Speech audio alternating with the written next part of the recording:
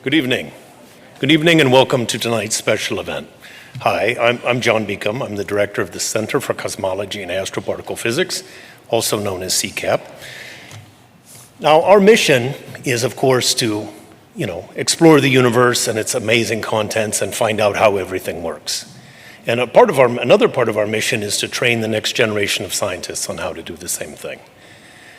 But a very important thing is science is not only for the scientists. Science is for everybody. And this is something that we believe in strongly, and it's something that Captain Biard, who endowed this lecture, believed in strongly as well. So there's some information outside. You can read more about Captain Biard, or it's also on our webpage. But this series was endowed by a generous gift from Forrest R. Biard, and it was named after his parents, R. Jack and Forrest Lynn Biard, Cosmology and Astrophysics Lecture. So this annual event is part of how we get to bring some of the most exciting scientific topics in the world here to Central Ohio, where people get a chance to hear it directly and to ask questions of the speaker. So the first thing I'd like to do is introduce my colleague, Professor Smita Mathur, who will introduce our guest. So.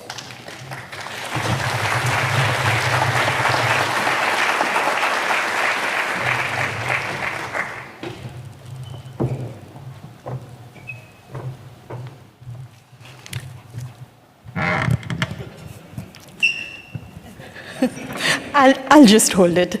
Hello, everybody, and welcome.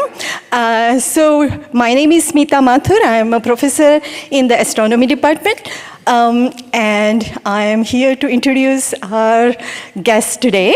And the theme for today's lecture is 25 years of Chandra. Chandra X-ray Observatory is one of the great observatories launched by NASA, and in July 1999, it was launched. So this year will be marking the 25 years of Chandra. So I keep saying 25 years, quarter of a century, right? And to me, I remember it like it was yesterday, because I remember the launch. I was still working at the Harvard Smithsonian Center for Astrophysics then, which is where Chandra Observatory Center, CXC as we call it, is located. And the excitement of the Chandra launch was just, you could feel it. It was in the atmosphere all around, in the observatory there. And it was decided to be on July 16th, 1999, okay? And middle of the night, I packed up my girls and went in the middle of the night to the observatory, and everything is ready, astronauts had walked there, and then the countdown starts. 10, 9, 8, 7, 6, all quiet. Everybody's pounding heart is suddenly stopped because the mission was aborted. Oh, there was absolutely pin drop silence in the room. Stress was incredible. And my girl said, what happened? Like, well, it was aborted because there was some kind of an alarm that went on, and so it had to be aborted, and we went back home. There was second attempt. 2 days later, guess what happened? That was aborted because of weather conditions in Florida. And then finally, thankfully, it was launched later, 2 days afterwards, and I'm sure Dr. Tremblay will tell us about that. So, yes, my heart is still pounding, even thinking about it. So it was amazing. At that time, I had absolutely no idea that the next 25 years, I would actually be working all along, all these next 25 years, with Chandra data. It was just a good fraction of my work is with the data from the Chandra X-ray Observatory. Maybe even my job is based on my work done with the Chandra Observatory. And I'm ever so grateful to all the engineers and scientists and people at NASA and people who run the mission. To all of them, I'm ever so grateful for making big telescopes, big observatories, big space missions possible. And I'm sure Dr. Tremblay would convey all that excitement of doing science to you and also about the observatory. So without further ado, let me introduce our guest today. Dr. Grant Tremblay. Usually I don't introduce with a paper in hand, but he has done so much that I didn't want to miss anything. So here we go. Dr. Grant Tremblay is an astrophysicist. That means for science, he does astronomy as science, but he also has programmatic duties with the Chandra X-ray Center. So he is a project scientist for the high-resolution camera, which is one of the instruments on Chandra. And so he works at the Harvard-Smithsonian Center for Astrophysics. He is also vice president of the American Astronomical Society. He is vice chair of the NASA Astrophysics Advisory Committee. He is chair emeritus of NASA's Physics of the Cosmos Executive Committee. Previously, he was a NASA Einstein Fellow at Yale University, a Fellow of the European Southern Observatory near Munich, and an astronomer at ESO's Very Large Telescope in Chile. He is also an author of more than 100 publications in astronomical journals, but I think interest to many of you here, he has actually 3 books written for general public, including Remain in Light, the Once and Future Guest Observatories, coming next year from Princeton Press. Amazing. He frequently appears on Science and Discovery Channel documentary series, including How the Universe Works, as well as in recent and forthcoming projects with the BBC and PBS NOVA. So we are really excited to hear from you, Dr. Tremblay, and welcome.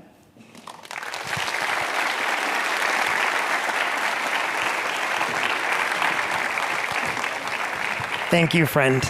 Thank you, Smita. You all are such wonderful, welcoming, and lovely people. When I saw the time for this talk, 6:30, I was like, oof, they're skipping dinner for this talk. I don't think it's worth it. Also, it's going to be really strange. I'm a little bit emotional. This is not the talk that I was planning to give. This was supposed to be a big celebratory science talk with stunning, beautiful images from space, and it will partly be that, but it'll also kind of be a mourning, an elegy. There's this big elephant in the room that if I hadn't addressed it as part of this talk, it'd be really awkward. You'll find out why in a second. So bear with me, the weirdest talk I've ever given. I know you all are hungry, so if I see more than 50% of the audience go like this at any given time, I'll just shut up, because holy crap, it's the most slides I've ever given. Yeah, look, I have a cartoon I like. It's called XKCD. This is my favorite one. It's a big pile of blocks, and the idea is that this is all of modern digital infrastructure, say the entire global internet, which runs more than 1/3 of the global economy. And the idea is this entire big Jenga tower of blocks is held up by one really tiny load-bearing pillar, right? A project some random person in Nebraska has been thanklessly maintaining. The idea is that if that one person is hit by a bus or gives up the project, the entire thing collapses, right? So the SSL, image magic, there's a lot of like arguments about the entire global internet rests on one tiny little project.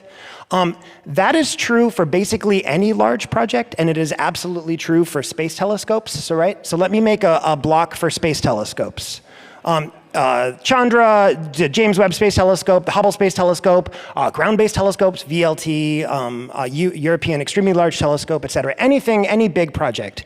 So imagine at the bottom of the tower is the first idea for a space telescope, even if it's a napkin sketch, a hallway conversation.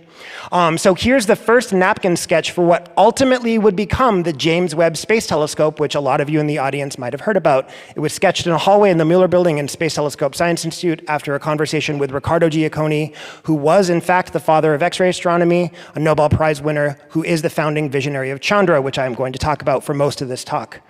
So then you go all the way up to the top of the tower, and imagine that way at the top is the first science results from that space telescope. It's now launched. You've built the thing over 30 years. You tested it, you launched it, and you finally are in space delivering these stunning images that are changing the world and changing our understanding of the cosmos. That is a really long journey, and it requires a lot of things, right? So you can imagine one is a top decadal recommendation. Well, what is a decadal recommendation? I'll explain it. Basically, you need a fancy report from the National Academies of Science to tell NASA and NSF to build this multi-billion-dollar project, right? You need that for sure. You need needed inventions. The James Webb Space Telescope required 10 new inventions. You need systems engineers. I put that as a special load-bearing pillar because systems engineers are really important in complicated projects. The iron law of mega projects, I'll describe that. Something about error budgets, yeah, fine. A truck, and then finally, you do all of this work to buy down risk on the mission, and you put the damn thing on a truck, and you better hope that the truck driver doesn't crash with your $10.5 billion space telescope, right? So James Webb was put on a truck, then it was put on a boat to French Guiana, and NASA had to literally have a pirate hijack plan to make sure that pirates didn't hijack the boat. So you have to survive a pirate hijacking or prevent it. And then you better hope that the thing doesn't blow up on launch. 30 years of dreams, $10 billion of taxpayer investment are put on the top of a large, kind of uncontrolled explosive with a 1 in 220 chance of blowing up on launch. So yeah, you gotta get that. And then the darn thing has to work on orbit, right? So that's the tower. And the lesson here is that all of that requires decades of brilliant scientists and engineers and programmatic people and support staff, people who will work with the mission and fight for it across decades, people who dedicate their lives to it. And then there's this other side of the pillar, right? So look, you need a community of national and global public and the astronomy community, yes, to believe in the mission and to want it, right? So you need to say the word stakeholders a lot, right? You also need really dumb, small things that are incredibly critically important, otherwise the thing doesn't work. You need one person on the right committee sometimes. You need an incredibly dumb accident of history. And you need like one politician in Washington who maybe doesn't even understand the science, but who finds the mission politically convenient, or it happens to be built in their district. And if you don't have any of that, the entire tower collapses, right? So what do I mean by this? I want to give actual concrete examples before I go into this tower, right?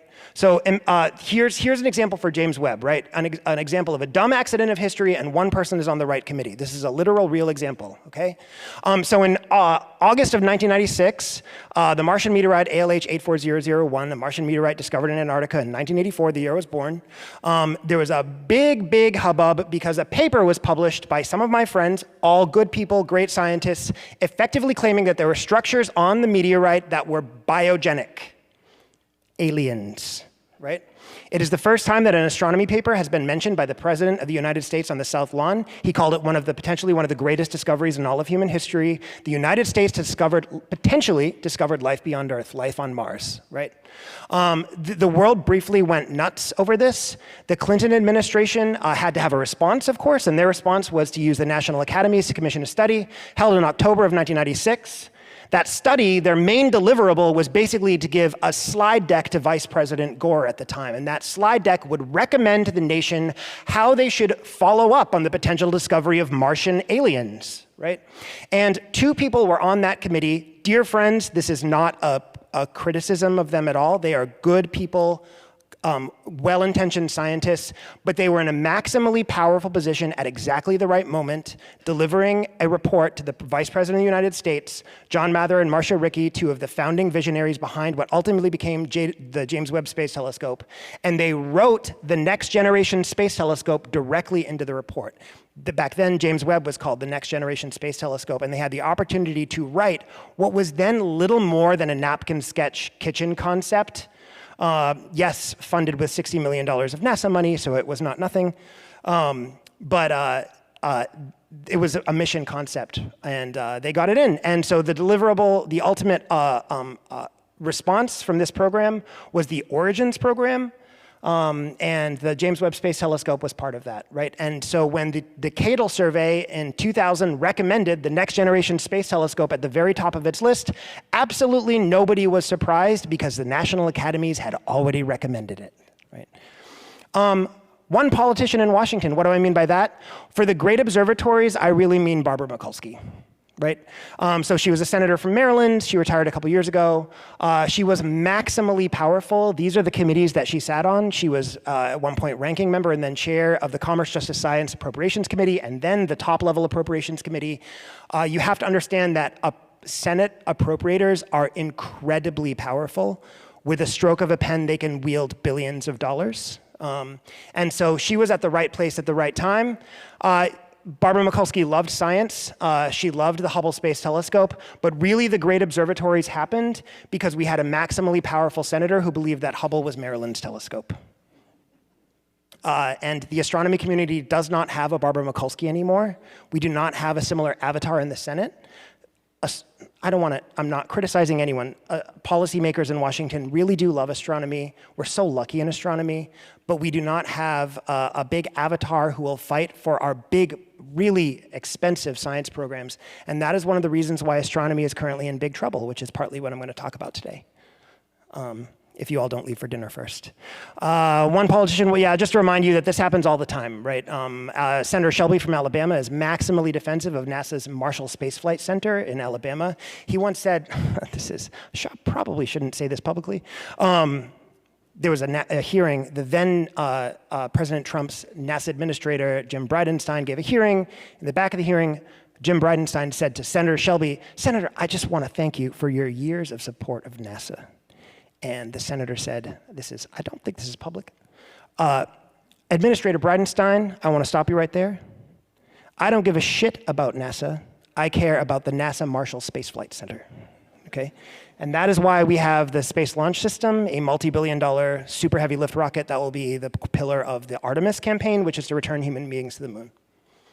Yeah, and then for Chandra, my own observatory that I'm going to talk about today, it had a really dumb accident of history and a maximally powerful person who just, if 5 seconds of thought saved the mission. So basically, in 1988, the economy was in the tank because of the savings and loan crisis. You were cresting to the end of the Cold War. The deficit was kind of soaring. The savings and loan crisis had really trashed the economy. Inflation had been out of control in the early 80s. And so OMB, the Office of Management and Budget at NASA, proposed cancellation of Chandra. This is not the first time that it's happened. Yeah, anyway, and so basically, we had one opportunity to save the mission in 1988. The mission was canceled. It was top recommendation in the 1980 decadal. We were ready to build it. We were ready to go, ready to start. It was designed, and the White House canceled it. And we had one opportunity to save the mission. I forget when the actual date was, but the then NASA administrator, Jim Fletcher, was going to meet with Ronald Reagan himself. And we formed a committee at SAO. I, of course, was not there. I was in diapers. But what are we going to present to President Reagan himself, right? And we had charts about the effective area of Chandra's high-resolution mirror assembly and how, understanding supernova remnants would, help us understand the origin of elements. It was good science, right? It was the science that underpinned the mission. But it was decided in the end to do this, and this was the exact slide presented to James Baker, the chief of staff of Ronald Reagan at the time. It never actually went to Reagan because James Baker himself was like, oh, well, then let's obviously do it. Because at the top level, total outlays of US taxpayers, the AXAF program, AXAF was the former name of Chandra before it was launched, was small peanuts, right? Okay, all right, fine. This talk is supposed to be about this side of the pillar, right? I was supposed to get up here. I was invited by these lovely people to come all the way here and talk about 25 years of great Chandra science. And Chandra deserves that. It really should be about that. I should be talking only for the next hour and 50 minutes or whatever I have to talk about Chandra. I want to talk about the founding visionary of Chandra, Riccardo Giacconi, who would later go on to win the Nobel Prize for founding the field of X-ray astronomy in 1963 with the launch of an Aerobee rocket. Went up, spinning around, it saw the X-ray source of the sun, which was expected, and then as it spun on the other side, it saw this big, whopping, bright bump of an X-ray source, not in the direction of the sky, of the sun, it was in the direction of the dark void of the cosmos. We had no idea what it was. I'll show you what it was later. I want to talk about the incredible 20-year story of building the observatory, of designing it from dream, from this sketch literally drawn out with pencil, to this, right? To creating the most exquisite X-ray optic ever known to humanity. X-ray optics don't look like normal mirrors. The X-ray photons are such high energy, you don't bounce them perpendicular like you do a basketball on a court, like a normal incidence mirror, like an optical mirror in a normal optical telescope. You have to skip them like stones off the surface of a pond. So we do 2 bounces with almost parallel, they're 6-degree offset, 2 bounces of photons to skip your stones, your particles of light, down this 30-foot optical axis and land at your detector at the back. That X-ray optic is one of the smoothest surfaces ever created. It was a triumph of engineering, an absolute work of genius. The alignment tolerances would blow your mind, right? I want to talk about the launch. This was one of the only launches in which a return to launch site abort was actually mentioned in the control room floor as the shuttle was ascending. An RTLS abort, you should probably know, has a 0% survivability model. It is not considered survivable. It is called keeping busy while waiting to die. But it turned out it wasn't an actual physical problem. It's much more complicated than that. I don't have time to talk about it because you're going to see why. But anyway, we launched aboard the space shuttle July 23rd, 1999. Very special moment. This is the last, right there, the darkening spacecraft is the last time human eyes have ever laid on Chandra in a spatially resolved way. We can see it as a point source, but in a spatially resolved way. That was 25 years ago. So that is the observatory that I am supposed to talk about. I'm supposed to talk about how it was the third in NASA's fleet of great observatories launched between 1990 and 2003, beginning with the Hubble Space Telescope, the Compton Gamma Ray Observatory, the Chandra X-ray Observatory in 1999, and the Spitzer Space Telescope in 2003. They changed our understanding of everything. They are among the greatest scientific endeavors in all of human history. They really, really are, right? I want to talk about how Chandra changed our understanding of our relationship to the cosmos, right? Chandra is instrumental in us better understanding that 73% of the atoms in your body were once, and I promise you this is true, in the heart of a star, right? 73% of your body, the iron in your bloodstream, was once in the heart of a star that exploded.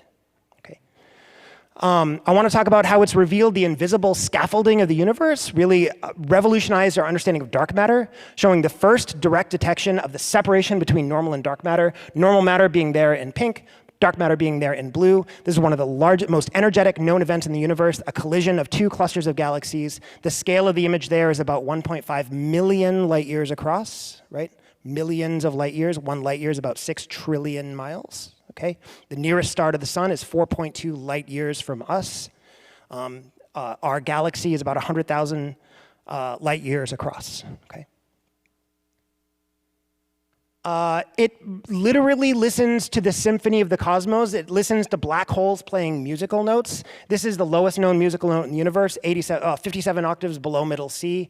That image from end to end is about 1.3 million light years. Way, way, way down in the center is a supermassive black hole launching these radio bright jets of plasma that excavate these big, giant, buoyant bubbles that buoyantly rise through the intercluster medium. The bubbles you could fit 400 Milky Way galaxies in. See, this is some of the largest bubbles in the universe. And also driving sound waves, these shocks, these ripples that you see, that is a middle B flat, 57 octaves below middle C.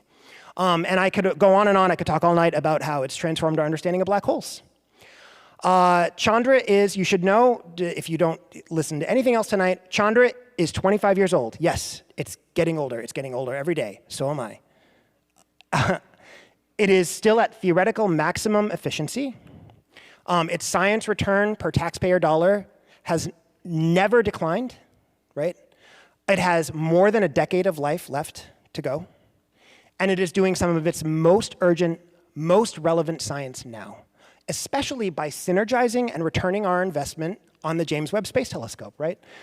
Just recently, Chandra partnered with JWST to discover the most distant known black hole, right? The oldest black hole in the known universe, right? And actually, that result blew my mind because I'd never thought that Chandra could detect a redshift 10 black hole.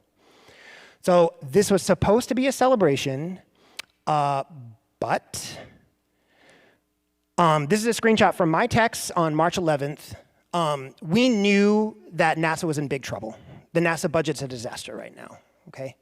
And I knew it was going to be really bad. So what happens is every year the president proposes a budget. It's called the PBR, the President's Budget Request. It is a planning document.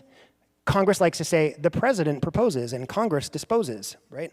The only budget that is real is the one that is authorized and appropriated by Congress. The PBR is a planning document, but NASA is an executive agency. It works for the president, and it must plan to OMB out-year numbers, Office of Management and Budget out-year numbers. So they have to do, they present a budget proposal to OMB. It's called passback. OMB says, those sound great things, but we can't afford that because we want our budget to be X, and this is going to be the NASA allocation and the president's request. So you need to come back with some trades. You need to give up some sacrifices, right? If you want these big programs, you got to give us something in return, right? And so we knew that a big Chandra Cup was coming, but the cut turned out to be totally catastrophic. They were shut off the lights numbers. It was rapid cancellation of the mission by 2026. So this is me texting with someone. It doesn't matter. But this was the text, and this changed everything because we were looking at cancellation of the mission. So on October 1st, we will have to lay off between 65 and 81 people, which is about half of our observatory. Small numbers, right? But this is a workforce that shepherds US leadership-defining expertise in a core national competency, X-ray astrophysics, which is a Nobel Prize-winning field that we founded here in the United States in 1963, okay? So it's devastating. There are people crying in the hallway. It's really, really sad, right? When I talk tonight, know that I don't blame NASA. They're good people. They're really trying their best. NASA is in a very, very precarious state right now where every budget wedge is really overpressured. It is forced to do really big things. Artemis 3 is going to try to return human beings to the moon. It will be phenomenally difficult. It might have looked easy in the Apollo days. It's going to be way harder now, trust me. And NASA science is overpressured like never before in its history, all while maintaining, just in this year alone, $1 billion siphoned from its budget. So it's all really bad. That's this. So the community really rallied. The astronomers went nuts. You are turning off a healthy, maximally efficient, great observatory. Well, it still has 10 years of life left. How dare you do this, NASA? It went viral on the social media platforms with millions and millions and millions of views, tons of news stories, senators, appropriators getting involved, rallying to the defense of the mission. It might actually work, I don't know. But I want to be grateful to the community, right? So including people in this room. Is Laura here? One of the professors at Ohio State was we're really grateful to her because she has really been spearheading this effort in many ways, Professor Laura Lopez. There she is. So she uses, Laura is one of the greatest scientists, greatest astronomers on the planet. She's really transformed our understanding of the life and death of stars. And she's used Chandra as really a core pillar of her research. She uses it to this day. So anyway, I can't, look, I'm a quasi-government employee, a little bit-ish. I'm not going to go to jail if I tell you to go to savechandra.org, but I kind of can't tell you to say that. Laura can tell you to go check it out. What time, okay. You cut me off when I need to. Just cut the mic when I need to. Okay. Weirdest talk I've ever given. Part one, I want to tell you, it's going to be a hybrid story about science and the politics, the sort of astropolitics that enable federally funded big science projects for good and bad, right? And the first thing I want you to know, I wanted to take away 4 things from this talk if you need to get up and get some actual food. The first one is that we are currently in a new golden age of astronomy. And as we are staring and gawking at our gorgeous brand new JWST data, we as a community, the astronomy community, not the national and global public, the astronomy community, a lot of us are not going to realize that in 20 years there will no longer be any ground beneath our feet. That astronomy, national astronomy in the US might be kind of screwed. I'll explain why, hopefully. 2, I want to explain why big science is a budgetary knob that Congress is turning right now. It's not to accuse anyone of ill will. I don't think anyone is ill-intended. They're just trying their best. Congress it lacks the state capacity to do a lot of things right now.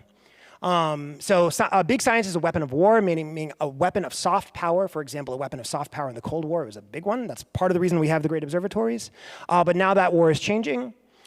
Three, what was this one? Yes, we are losing the capacity to build big things. I'm going to really scream through that one but you'll see. I'll try to make the point. And then 4, I never give outlines, but it's such a weird talk. But I want to end with some optimism. It's not good enough to just get on a stage and whine at you that astronomy doesn't have enough money, right? When we have a brand new $10 billion space telescope only 2 years on orbit. Because the truth is that, in fact, astronomy enjoys immense support from the national taxpayer, and in fact, the global taxpayer, in that Europe, India, China, Russia invests a lot of money per tax-paying capita into their relative astronomy programs, right? So as much as I sound gloomy and like whiny here tonight, please know that we as a community are not ungrateful, we are the opposite, we are grateful, right? But it is incumbent upon us to explain and, coordinate with the global community of stakeholders why investments in big science are worth the cost. Why is it worth $10 billion? And so when I act like astronomy is the most important thing in the world tonight on stage, please know that I obviously, definitely don't think that. There are vastly more urgent global challenges and problems. And there are always more urgent ways to spend that $1 that you're going to spend on the Grant Tremblay Space Telescope rather than another urgent program, national hunger, it's anything, right? So please know that it's kind of my job as a AAS vice president to worry about the field, but I don't actually think it's the most important thing. I do think it's really important though. Okay, so that's the talk. So you can, trust me, it's gonna get really crazy. So despair in the hour of triumph. This is a new golden age of astronomy. Just 2 years ago, we launched a decades of dreams on the top of an Ariane 5 rocket. This is the James Webb Space Telescope getting deployed after, oh my God, 14 years of schedule slip, a factor of 5, basically a factor of 5 over budget, behind schedule. I'll partly explain why later. But it's hard to overstate how triumphant this observatory is. I have a JWST Cycle 2 program. The data is exquisite. This telescope is absurdly sensitive. And in just the first 2 years of operation, it has really, really, really begun to transform our understanding of the cosmos, just as the great observatories did before it. So it is another great observatory. We have a brand new one. The data is gorgeous. These are all James Webb Space Telescope images. Some of these are James Webb and Chandra images, because as I want to maximally highlight Chandra as I don't talk about Chandra, so bear with me. So I'll pop in Chandra from time to time in this talk. Our European friends have just launched this incredible wide-field space telescope called Euclid. The images are amazing. I've overlaid a Chandra image in purple so that you can see how different an optical telescope versus an X-ray telescope views the universe. They're really, really different. Viewing in the optical is a very narrow window, and you're missing so much physics, energy reservoirs of the feedback loops that drive galaxy evolution, et cetera, on and on and on. The X-ray universe looks very, very different from the optical universe. We're just on the cliff of the first light of Rubin. Rubin is going to crack open a new golden age of time domain astronomy. You might think of the cosmos as some static, unchanging thing, but in fact the cosmos is alive and dynamic, and it goes boom, bang, and flash on every time scale that you could imagine, from nanoseconds to minutes to hours to days to centuries to millennia to gigayears, right? And so Vera Rubin Observatory will take a movie of the sky every couple of days, returning astonishing number of terabytes of data, and it will return almost 1 million alerts of astronomical transients per night. These are things going boom, bang, and flash in the sky. So it's going to be a new golden age of astronomy, time domain astronomy, and Chandra is an incredibly critical and important tool in our new soon-to-be open time domain discovery space for reasons that I hope I will get to. The Nancy Grace Roman Space Telescope. How many of you in the room have heard of the Nancy Grace Roman Space Telescope? Don't be shy, it's okay. Okay, Scott Gowdy, I'm surprised you're raising your hand. Professor Gowdy in the back there is also an incredibly brilliant astronomer in the Ohio State Astronomy Department, and Scott's been on Roman since the very early days, 2010, right when it was recommended. It was called W first at the time. I'm worried because the global public doesn't know as much about Roman as they did about JWST at this point in its cycle. Roman will launch on Halloween of 2026. Halloween? Yeah. Get ready. The images are going to blow your mind. If you think James Webb's images were incredible, Roman has vastly larger field of view with a Hubble-like point spread function, a Hubble sharpness of its vision. Those images are going to be spectacular. You're going to need the world's largest LED screen just to properly display them. Okay. It's a golden age. It's a golden age of astronomy. And so this committee met the Decadal Survey, the National Academy of Science, commissioned by Abraham Lincoln in 1863, 2 years before the end of the Civil War. National Academies has been commissioned since 1960 to write a report written by a committee of very famous, preeminent, respected astronomers that advises the nation on how it should invest hundreds of millions and up to billions of dollars of taxpayer money in future projects on ground and space across multiple scales. So they make recommendations on ground-based telescopes of all scales they should build, space-based telescopes, and for the first time they made great recommendations, important recommendations on the state of the profession, because it really is, it's not, telescopes are metal and glass, right? It's the human beings who operate them that animate the enterprise of discovery, right? And so it's very important that we build a future field that is maximally welcoming and maximally inclusive of that new generation of explorers, right? Because that really does maximize the science return. It is a science goal ultimately, right? So they met, they had to meet virtually because COVID spiked right after they started meeting. But Decadal Survey is maximally powerful. Written into the law, the NASA authorization bill, NASA shall take into account the Decadal Survey's recommendations when submitting their budget to Congress, right? That gives them wiggle room. They can take it into account, which is some gray area, but it is really powerful language. And that means that the Decadal Survey writes the most impactful, the most consequential sentences in all of astrophysics, because those sentences control billions of dollars and decades of taxpayer investment. So it's probably a little hard to read, but the words that gave life to Hubble, it was recommendation number 9. It worked differently in 1972. It was the Large Space Telescope that became the Hubble Space Telescope. Chandra X-ray, the Advanced X-ray Astrophysics Facility, was the top recommendation in 1980, right there, XF. The Next Generation Space Telescope, the top recommendation of Astro 2000. Don't look at the cost, the estimated cost. And then Roman it was called W first at the time. It was the top recommendation of Astro 2010, right? So each of these decadal reports has given life to a great observatory, right? Astro 2010 giving life to Roman, JWST, Astro 2000, and then the original fleet of great observatories was a product of the first 3 decadal surveys, right? Compton worked a little bit differently, but Compton Gamma Ray Observatory was also part of the original fleet. They also make recommendations on the ground. I'm not going to really talk about the ground in this talk, but they also, gave life to the Very Large Array in New Mexico. ALMA was a huge one. And then the top recommendations for the ground out of this report were the US ELT program, the Extremely Large Telescope program, which is not one but 2 30-meter telescopes in the north and the south called TMT and GMT, the 30-meter telescope, the Giant Magellan Telescope.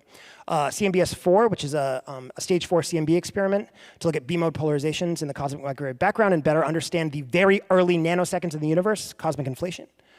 And NGVLA, a next-generated upgraded VLA, which was the product of the 1972 decadal. There's a great and ambitious and visionary plan to upgrade it for the next generation to take it into the next century and beyond. These are the guiding science themes of the decadal. I'm not going to really go into it, but it's beautiful, wonderful, visionary, civilization-scale science.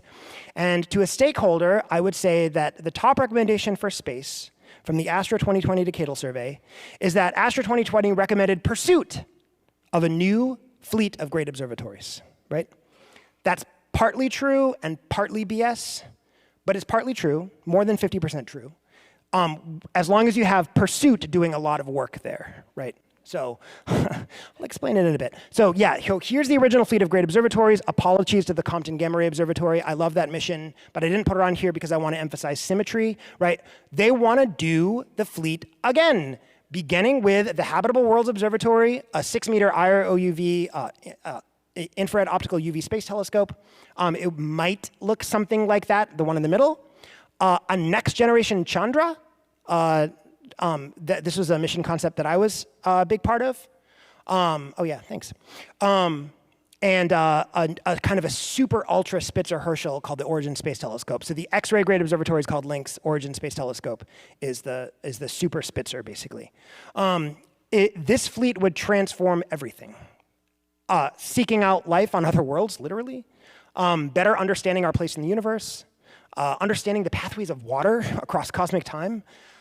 Really, really extraordinary stuff. It would transform everything. And on the ground, these are the big recommendations. Of course, the big one is TMT, ELT, NGVLA, CMBS4. So, Habitable Worlds Observatory, the new great observatories, TMT, GMT, NGVLA, CMBS4. If in your head you're not going ka-ching, ka-ching, ka-ching, ka-ching, ka-ching, this is billions, tens and tens of billions of dollars worth of kit, right? And I worry that when we go to stakeholders on the Hill in front of members of Congress, we're like the kid on Santa's knee who won't shut up. Like, I want this telescope, and I want this telescope, and no, but it's not enough to have one 30-meter telescope. I want two, and I want a fleet of great observatories. And the problem is that Santa, the appropriators, can say, we literally just launched your brand new $10 billion space telescope. We are funding Roman, right? Just chill out. Get in the back of the line, right? And that is a totally fair, borderline argument, right? But here's the problem. All of it, is in grave danger of becoming complete vaporware. All of it. Some stuff will come out of Astro 2020. Yes, we might get a probe. It is possible that NGVLA might happen. You know, DOE is partly riding that one. 30-meter telescopes, right now, if you're on this current course, could potentially become vaporware after literally almost 40 years of dreams and work and decadal recommendations. And the new great observatories, forget it, we might be lucky if we see the Habitable Worlds Observatory launch before I'm on the beach with my grandkids, or, 6 feet under it. Launch in 2045, maybe, if we're lucky. Why? Vaporware is like, we've been working on this, we had maximal support. We've been working on it for years, decades even. We've spent a ton of money maturing the concept, and then it's just abandoned. It's just left to collect dust, to rot, a vision that just evaporates, right? Vaporware is a software term for like when someone stops working on a piece of software and it just goes away. It's possible. I don't actually think it's going to happen, to be clear. But I need to be maximally gloomy right now for the astronomy community to know the scope of the dangers that we face as a field, right? What's the reason? For every single dollar that comes in revenue, so imagine, you all pay taxes, right? For every single dollar the US government collects, immediately, 75 cents of that dollar instantly goes to mandatory spending, right? Medicare, Medicaid, Social Security, and servicing the national debt. That is 75 cents that must be spent. A lot of it is encoded in law, and a lot of it is through very expensive programs that people tend to really like. People tend to like Social Security on a bipartisan basis. Retirees tend to like having health care, right? These programs are getting more expensive. Healthcare is getting vastly more expensive. Healthcare might actually be the slow burn doom of the nation.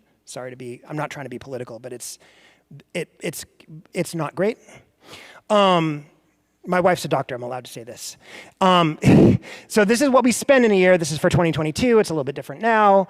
But just to give you a scope of the total amount that we spend on NASA, NASA is about a few percent of the total federal budget. So they're those white wedges that you can just barely see, right? Really, really, really tiny fractions of the program, right? NASA is about 0.3% of the total federal budget. Every single dollar spent in any given year. And NSF, the National Science Foundation, which enables our large ground-based telescopes, is even less than that, right? But there's a problem, right? The math just doesn't work. Look at the income and look at the spending, right? 4.1 trillion on mandatory outlays, that's Medicare, Medicaid, Social Security. Turns out you actually have to pay the interest on the national debt because bondholders like to get their dividends and returns. Makes sense. And it would look very bad for a global superpower to default on its credit, on its debt. This was the whole debt ceiling fight you probably hear about every couple of years. Anyway, if you do the math, it's really bad, right? 4.9 trillion in income, 6.3 trillion in spending. So we operate currently in 2022 at least, remember that was just post-COVID, so it was particularly bad then, on a $1.4 trillion deficit per year, right? So this is the surplus or deficit at across the last century or so. Look at what is the dip in 1940-ish? Yeah. And what is that big dip in 2020? Yeah. Right. Now, this is not fair, right, because you have the $25 candy bar effect. Inflation is a very powerful thing, so you should, in fact, plot deficit and surplus as a function of, as a percentage of GDP. But there it is, right? World War II was, in fact, a huge, huge spending relative to our GDP in 1945. But this is what happened to the national debt, right? It was $4 trillion in 1990. It's $34 trillion today. And it's a little bit of a runaway train, right? And there's look, I'm not an economist. There are competing camps. There's one, modern monetary theory posits that the national debt doesn't really matter, right? That in principle, the United States is powerful enough to continually print money. And that might be true, but it's probably more true in times when interest rates are near zero, right? This is something called a zero interest rate phenomenon.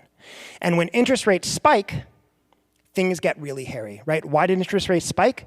It's because governments all privately in the darkness of their bedrooms at night to the shadows on the ceilings on their wall are terrified of inflation and especially hyperinflation because inflation dooms nations.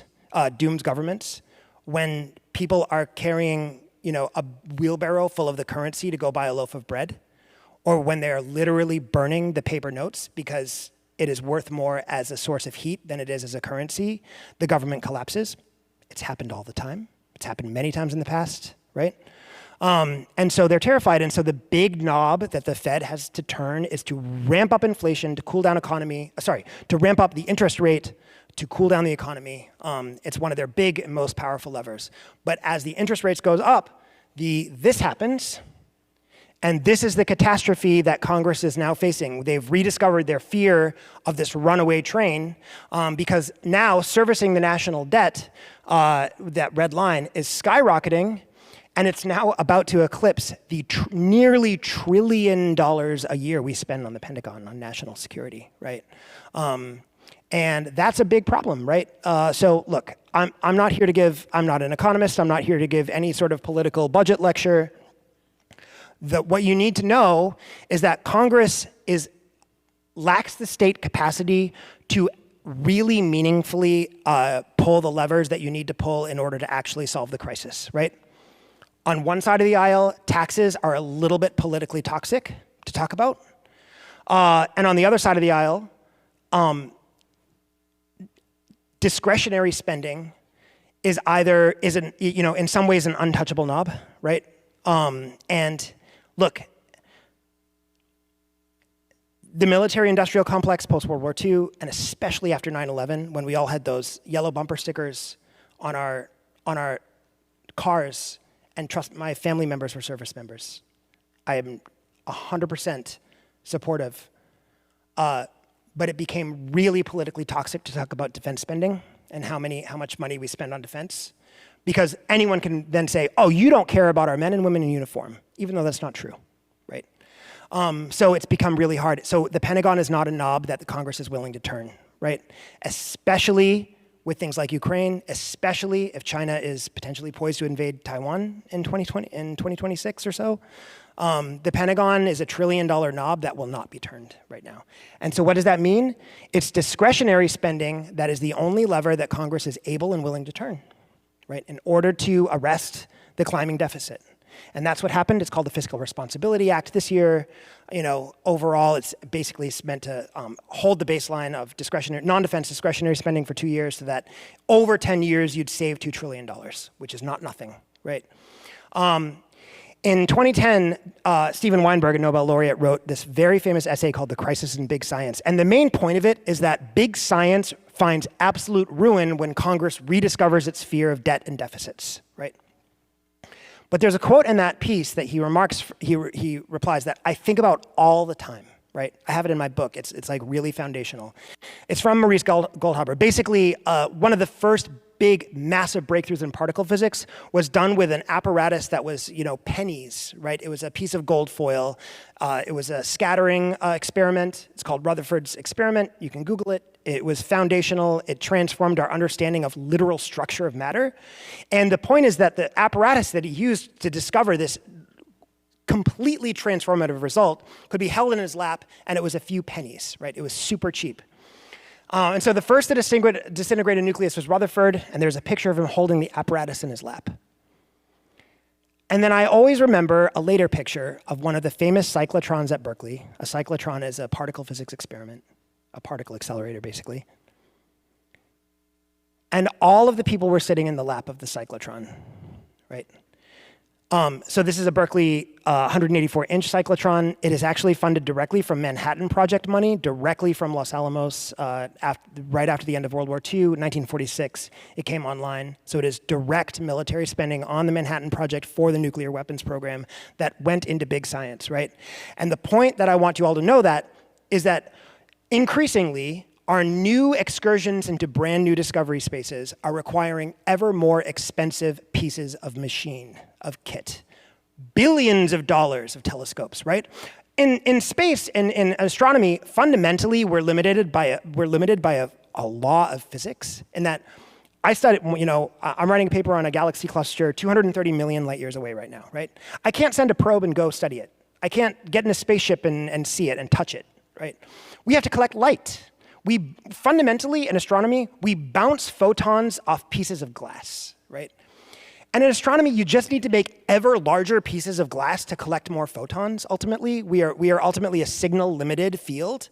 That's not to say that there aren't really transformative things you can do for really small-scale missions, small apertures, probe-scale missions, mid-X, SMEX, CubeSats. They're doing great stuff. They are absolutely needed. But at the top end, you have major discoveries made by multi-billion-dollar machines that are getting harder to build and more expensive, okay? All right, so I promise, wow, okay, no, I'm gonna wrap up, don't worry. 2, science and other weapons. I'm gonna go a little bit faster. Yeah, so, right. Really, dude, don't be shy, just cut me off, or just, I won't even see you, just go.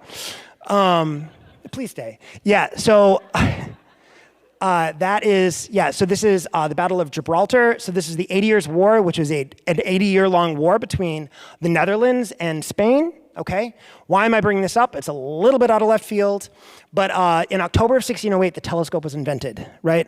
A spectacle maker, a glasses maker in Holland named Hans Lippershey, and according to legend, it was in fact his children, were playing around in a shop. They were playing with 2 lenses, and they noticed a weather vane, when you put the 2 lenses together, appeared much closer, right? This was the invention of the telescope, right? He actually tried to patent the idea, and the Dutch patent office said, the apparatus is too simple. There's no way we can keep that a trade secret. It can't be patented because it's too simple. You put 2 lenses in front of each other. People are going to find out. Galileo found out a year later in 1609. In 1610, he became the first. He was probably not the first person to point a telescope to the sky, to be clear. He was the first person to write an astronomy paper. Right? So he is the first person to publish an astronomical result using a telescope. This is one of the pages from his notebooks, discovering, of course, the Jovian moons, Io, Europa, Ganymede, and Callisto. So the telescope is invented, 1608. 1610, it starts down a path of science. You point the telescope to the sky, right? Well, that year just prior, Lippershey went to the Prince of Orange, who was the monarch in Holland, who at the time was negotiating a coming peace treaty with Spain, right? And he said, I have invented something which can make things that are far away appear closer. And you can use this to gain an advantage on your enemy by looking at Spanish ships in the harbor and Spanish military forces far away to look at their armaments and numbers, et cetera, right? And so it was at that moment, 1 year after the creation of the telescope, that in addition to going down a path of science, the telescope went down a path of war. Right?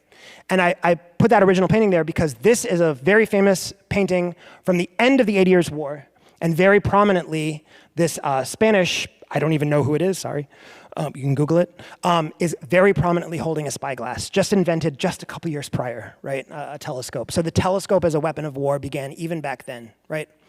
You should all know that the Hubble Space Telescope is fundamentally a spy satellite. It is basically a heavily modified KH-11 Corona program spy satellite, okay? A couple years ago, Trump tweeted out what was, in fact, a highly classified photo of an Iranian military site. The photo was classified, but it was taken by what is basically a Hubble Space Telescope, except one that looks down, not up. There are many of them, dozens, right? Super highly classified, you don't know about it. The launches aren't publicized, right? Scott, the Roman Space Telescope, as Scott well knows, in fact flies an optic, a 2.4 meter optic, from a canceled boondoggle of a spy satellite program that was canceled in the wake of 9/11. War had changed after 9/11. It was now the global war on terror. The calculus changed. The economy had started to really downturn in the wake of the dot-com bubble, et cetera. And the defense industry had really been changing in the last 10 years in the wake of the Cold War.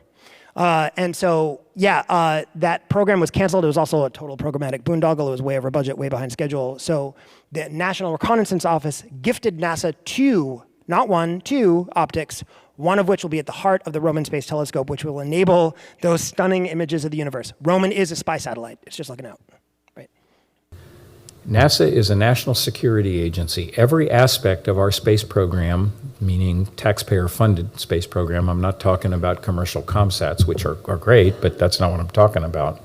Every aspect of our taxpayer-funded space program, whether it's a black program at the NRO or a civilian scientific robotic mission to Mars, is a national security program because it's about the standing of the United States in the global arena. That is what it's about.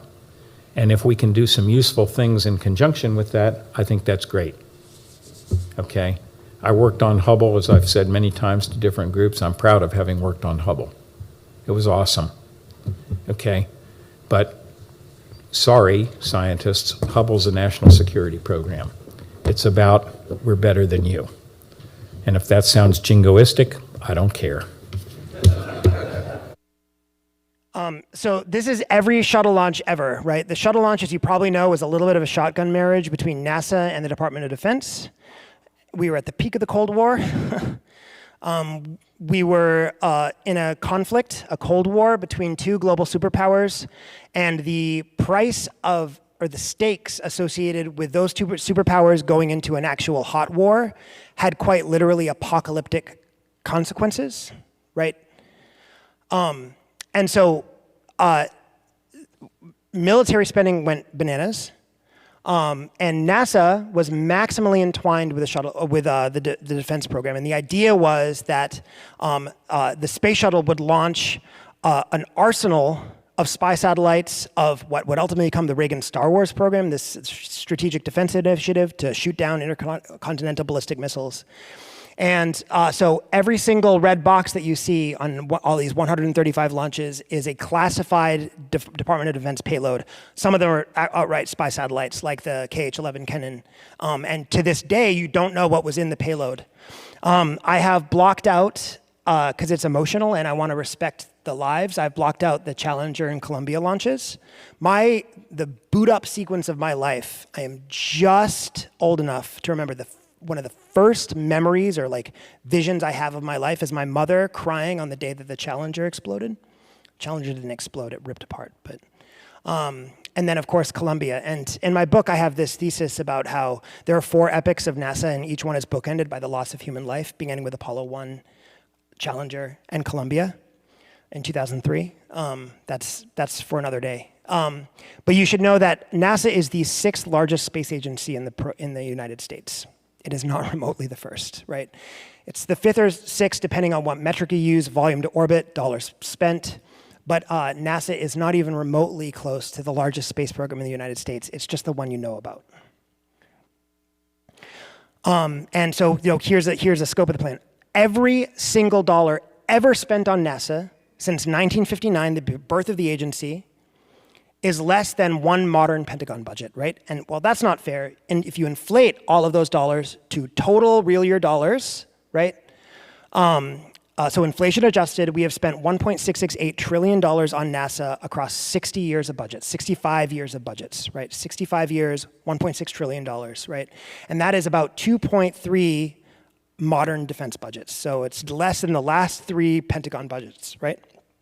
I'm not here to make a political statement on that, but you should know the scope, the contrast that NASA is relative to the other things we spend money on this country on, right? There's a direct line between big science and the military-industrial complex that really began, you could say that it began with the birth of the telescope, but really the foundational moment was Trinity. The movie Oppenheimer got a lot of big press, and during the press, the director, Christopher Nolan, kept saying that he was one of the most important people to ever live, and that sounded really hyperbolic. And I guess in some ways that is hyperbolic, but in some ways it's kind of true. Because this, it's hard to overstate how much this changed the world, and changed how the entire geopolitical tenor of the planet. So after World War II, Curtis LeMay, who was the head of the Strategic Air Command, Curtis LeMay was, I'll tell you in a second. Basically, Project RAND started after World War II to continue military investment after the end of the war. And he founded Project RAND, and their first deliverable was the sort of concept of what would become a spacecraft, right? That was, of course, a complete Buck Rogers crazy idea at the time, but the idea of a world-circling spaceship, pure science fiction at the time.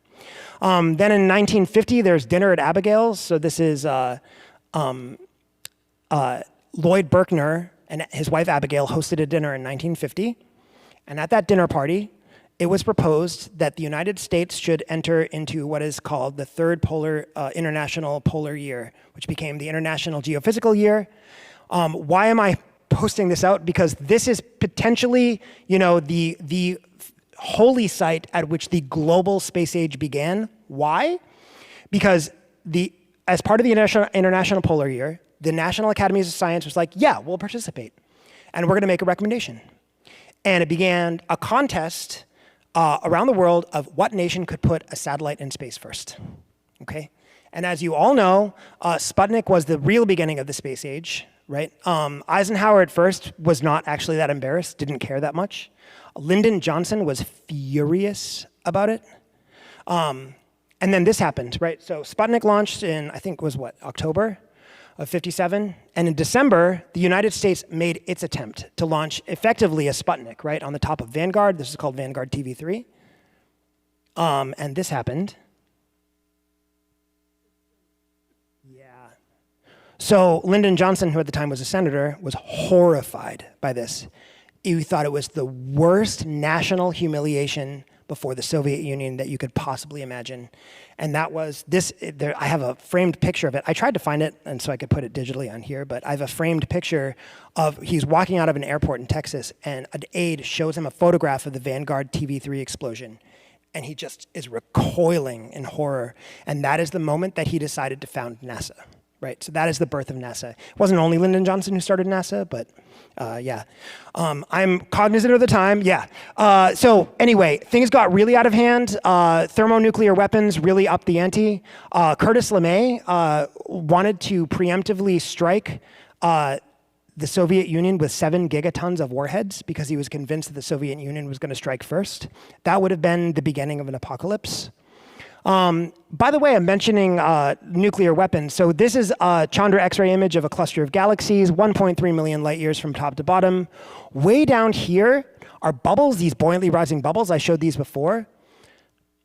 And this is an optical image of the galaxies. So these beautiful kiloparsec scale filamentary emission line nebula, like spaghetti noodles that are being dragged out of boiling water.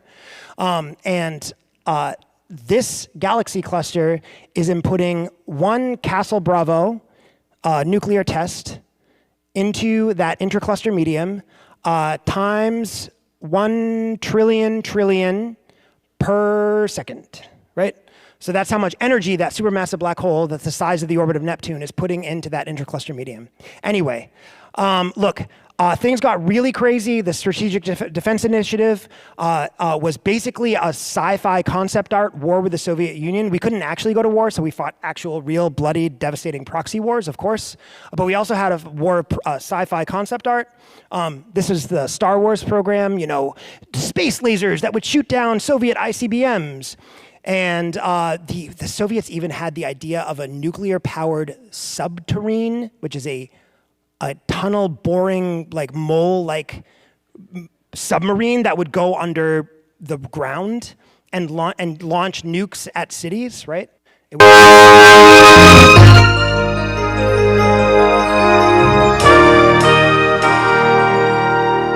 All across America, the song of freedom rings, the song that's growing stronger every day.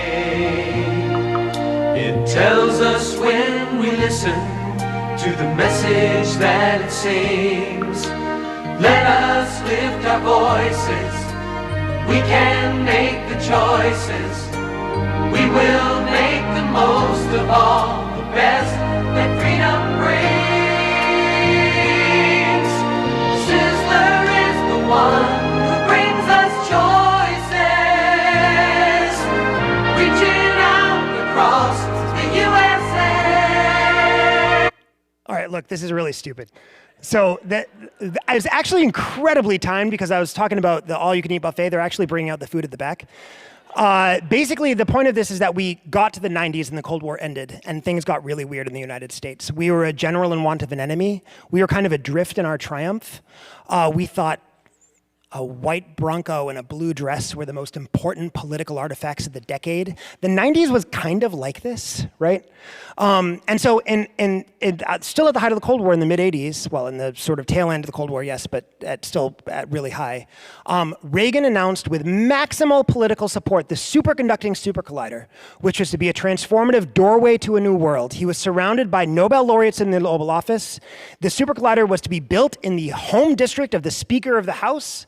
They had the chair of the Senate Appropriations Committee backing it. This thing was unstoppable, right?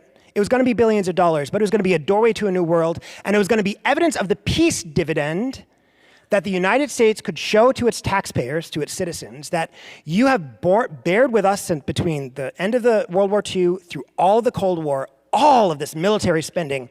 The peace dividend is that all of those taxpayer investments in strategic defense initiative and satellites and intercontinental ballistic missiles will also go back into the economy in terms of really inspiring science projects like the Collider, all-you-can-eat buffets, you know, what have you, right? My favorite Sizzler anecdote, I promise you I'm going to wrap up, I promise you.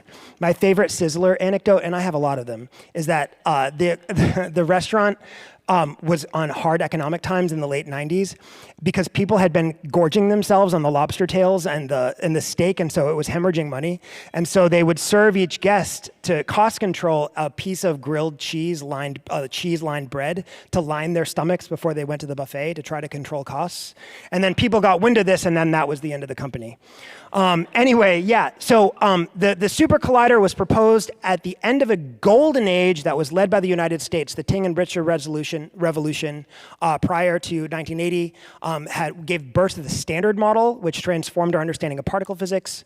We were going to build this massive collider, and Congress in the mid-90s rediscovered its fear of deficits, right? So Ross Perot did really, really well in the 1992 presidential primaries. He had a real debt hawk messaging. After the Cold War, the US national debt had soared to an absurd $4 trillion. It's $34 trillion today. And he was so successful that he really inspired the Clinton campaign and other congressional candidates to adopt deficit reduction as a part of their strategy, right? The war with Saddam had ended, and so basically the super collider became vaporware before anyone knew it, right? A big science finding ruin. So now the super collider is a tunnel filled with spiders. Can you go to slide 139? I'm sorry, friends. Just looking at the time, it's absurd. I've gone way over. Go all the way to the end. I'm happy to talk about this in the questions, but you all really need to eat. All the way. Oh my God. Yeah. Okay. Go up a little bit. See the James Webb. Go up a little bit. Little. Okay. Yeah. Slide one. The sort of blue hazy slide. That one. Okay. I'm gonna end. John is standing up. This is really bad. I'm really sorry. I've gone absurdly over. Why do we do all of this?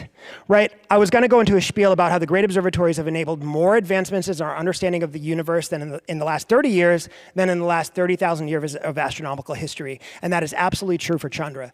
But when we go to the Hill and advocate for why NASA science is worth investing in, you have to have a from the bottom of your heart story that isn't about national soft power. It needs to be about science, and it needs to be about why the pursuit of discovery animates you in your heart and animates the global and national public, right? And so, when I was a kid, this is what happened in 1994. I was eating dinner with my parents, and we were watching the news because we watch TV during dinner. We don't do that with my kids, but okay. And my friend Heidi Hamill comes on the screen, it was like NBC News or something, and announces that a comet has impacted Jupiter. It was the Schumacher-Levy-9 impact of Jupiter. And I went nuts because I didn't realize the cosmos to me, I was just a kid, I was 10 years old, had been, this static series of images, Neptune, Voyager 2 images of Neptune in a children's school book. And it really blew me away. I was a young kid growing up in rural Maine, so I was in the grocery store a couple of months later, and I saw this in the checkout aisle, and I asked my mom to buy it for me. And she did. And inside, for a couple of issues later, she ended up buying me a subscription, was this image. It was the first public release image after the COSTAR repair of Hubble. So Hubble launched, it didn't work. In 1993, we launched a corrective optic. And this was the big public reveal image, the Pillars of Creation. And somewhere on that caption, it read that I couldn't sharpen my pencil sharp enough to draw the scale of the Earth on this image, these incredible nebulae, right? And that absolutely blew me away. That was the triggering moment that inspired me into astronomy as a kid, right? I hope the new James Webb Space Telescope image of the Pillars of Creation inspires kids all around the world. This is my friend Emily Levesque wearing her cool Hubble shirt. As a kid, 30 years later, she's a world preeminent astronomer using the very same telescope, 30 plus years on orbit, that inspired her into space. So she's using Hubble to this day, the telescope that was on her shirt as a kid. And it is hard to overstate how much good news investments in space science, cosmic discovery brings to the world and lights up people's hearts, right? So the first light of the James Webb Space Telescope lit up Times Square, the Eiffel Tower, the front pages of newspapers in Pyongyang and Beijing. So how's that for soft power's Pentagon, right? And yeah, remind you, yeah. I can't tell you to go to this website and ask your members of Congress to save Chandra. But if you do, I hope that you will ask them to save NASA and NSF science, not just Chandra. Chandra's 25 years old. Please ask them to save NASA science. This is what we're asking, basically, on the NASA end, over 5 years, over a decade, to double the NASA astrophysics budget. It's really small peanuts in terms of the actual total outlay. And why do you do this? Right, so there's precedent for this. We've grown the planetary budget by similar means before. Why do you do this is because we want to tell this story to the globe over and over again, because it's not just about writing galaxy luminosity functions and better understanding black holes. It's about this story, right? So this is what we want to do next, and this is why it's worth the cost. I want to highlight at the very end, my student who just used Chandra to discover, this is my PhD student at Harvard, she used Chandra to discover one of the largest known explosions in the universe, okay? Go check out her paper. If you're an astronomer, go hire her. She'll be on the postdoc job market in a couple years. These are my 3 kids, right? And I promise you I'm done, John. This is it. Why do I, when I go to a policymaker, whether it doesn't matter, if I'm in front of a high school student versus a senator, what I tell them, because it's true from the bottom of my heart, is that why do I think it's worth it? It's because the saddest arrow of time of life is watching your kid grow up, because when they're a kid, everything is magical. Right? You're a scientist in this new primordial world, and it's left entirely to be discovered, right? From peanut butter to rainstorms. My son, we don't have a dog, and my friend brought their dog over, and he went nuts. It was magical to him. He was meeting a dog for the first time. He didn't know what the hell it was, right? And the saddest arrow of time of life is watching kids grow up, and as they grow up, magic is sucked away from them. It's stolen from them, right? The world is not actually, the dreams are harder to achieve than we advertise to kids. The world is solid, by the time you're in high school, you're staring into your phone, jaded and disillusioned with life. And by the time you get our age, my God, you're all jaded all to hell, right? And one of the reasons why investment in glass that points at the sky is worth every single dollar by many multiples is because it shows to the global public that nature is, in fact, as magical as you once believed as kids. So, thank you. Really sorry for that taking so long.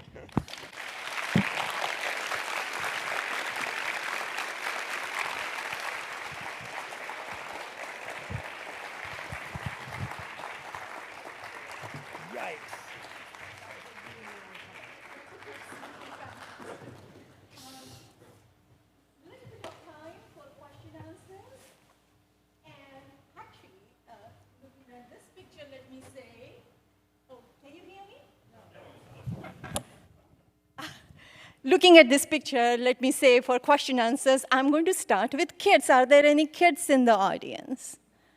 And by kids, I mean those who are in the school up to 12th. Because now, at my age, everybody looks like a kid. But anybody who is in elementary, middle, or high school? Go ahead. John? I can repeat it. So it's a really good question. You asked, are there any proposed solutions to the budget cuts? Yeah, absolutely. So the budget cut on Chandra, the solution is the community is rallying to try to save Chandra. The ask is that you grow NASA science. On a national level, the sort of proposed solutions to the budget crisis, there are a lot of them, right? The Simpson-Bowles plan in the latter half of the Obama years was an attempt to save Medicare and Social Security. That never ended up going through. It's a really big challenge. The problem is the United States is like a flying airplane, and fixing the budget problem is kind of like having to completely redo the engines while you're mid-flight. It's really, really hard. The answer to your question is yes, but I don't know how it will work. It's a good question.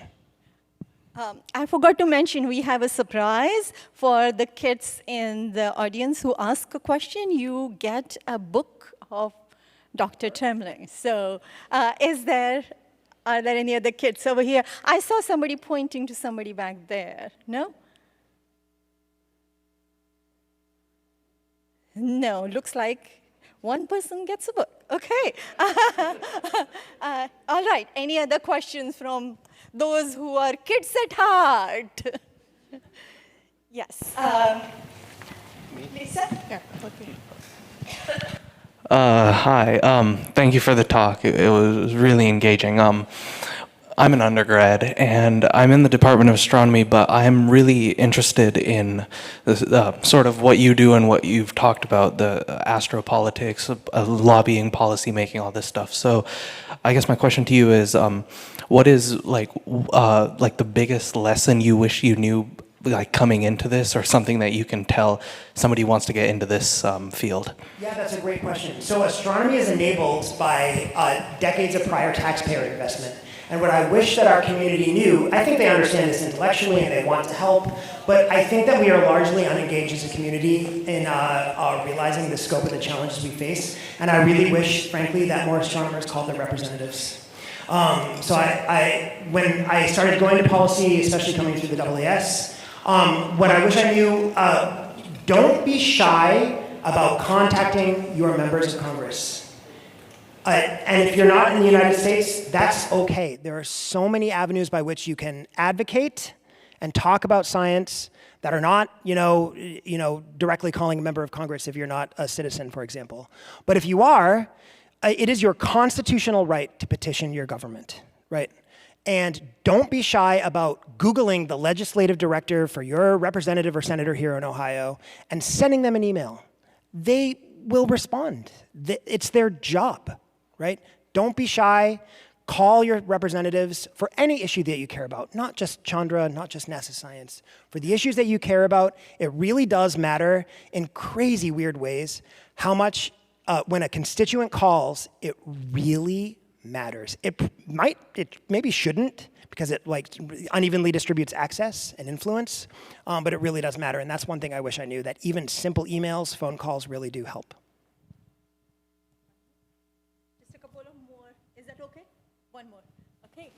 other questions?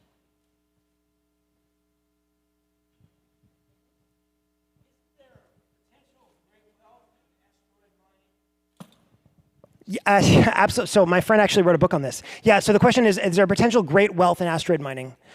Oh, yeah, absolutely, right? The Earth is a tiny, tiny, tiny, tiny rock in this incomprehensibly vast void.